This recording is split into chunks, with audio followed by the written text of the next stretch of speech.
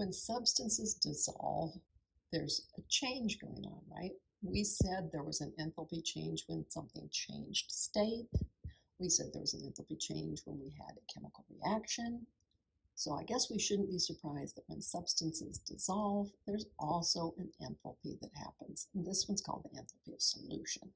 For example, here's calcium chloride. When it dissolves, water actually heats up. Some things it'll cool down, other things it'll heat up. It's a very odd thing. But why is this happening? This is a little more difficult to explain because we've got multiple things going on. First of all, this is calcium chloride, so it's an ionic substance. That means there are ionic bonds that have to be broken. Okay, if they're being broken, I'm going to have to put energy into it to make that happen.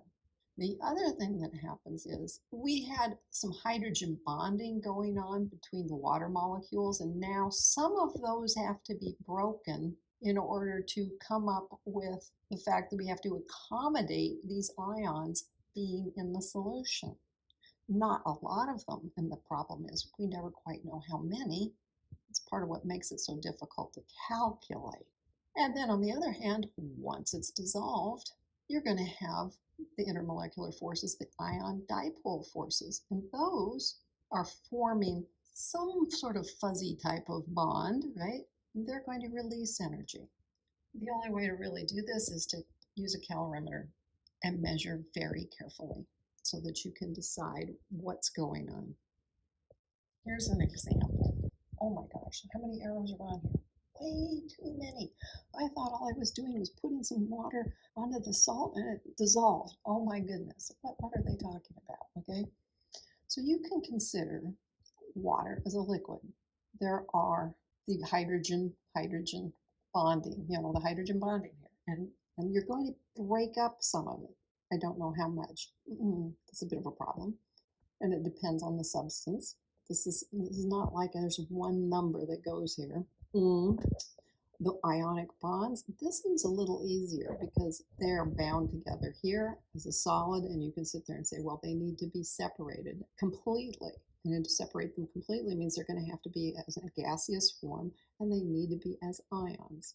Then, once these are all separated, you can come up with the ion dipole interactions we were talking about earlier in the book.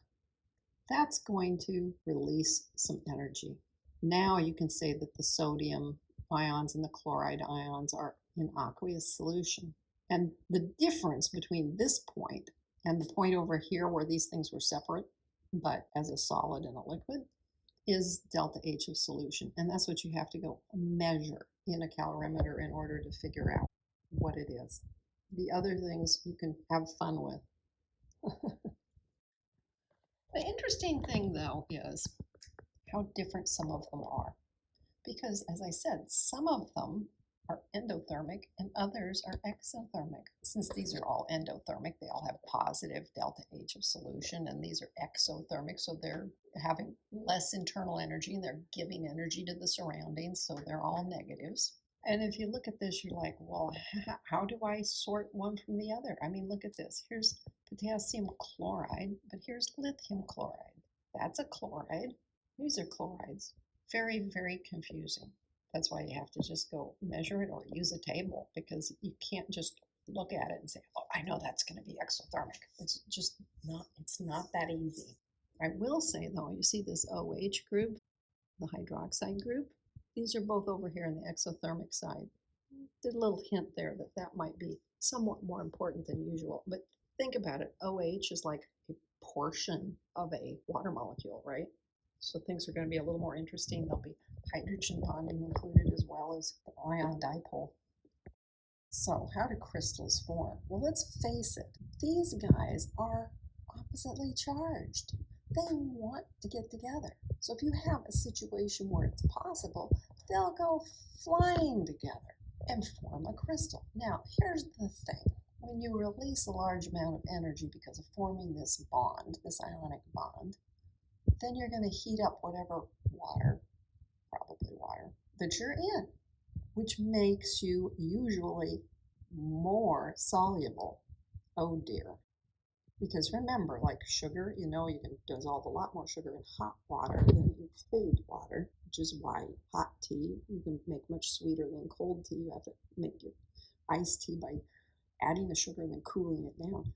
But you have this whole thing where it is fighting against itself, but it would really love to make these big, large crystals. And the thing is, if you create that crystal, this crystal of sodium chloride will have a lower energy than separated sodium and chlorine atoms, or especially ions, right? Because if it's an ion, they have that electrostatic attraction as well as the attraction that comes from just being separated atoms going to a solid, because we know a solid has lower energy than a gas, right?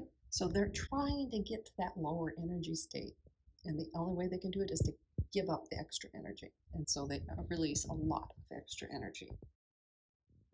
So the short version is we're talking about sodium and chlorine atoms, okay?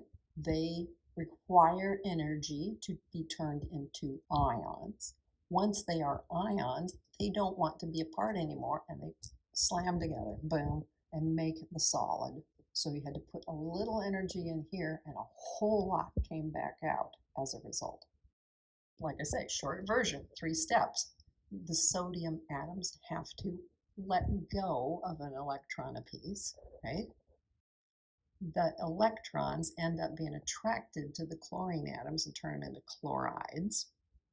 And then the anions and cations jump together. Now, if there's a short version, there's a long version.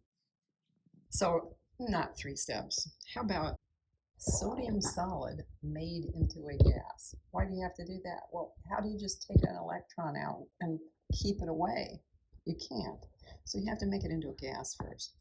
Then you can get an electron away from it. The chlorine molecules, oh, remember? They looked like this. They were diatomics. They weren't atoms at all. They were diatomics. So they have to be separated into individual atoms. Okay? Then they can grab an electron. Then they can clump together as a crystal. Now, I don't know, this really blinks as a 6, but you know, because we made the crystal. But the difference in the energy between the starting point and the ending point is called the heat of formation of the solid crystal.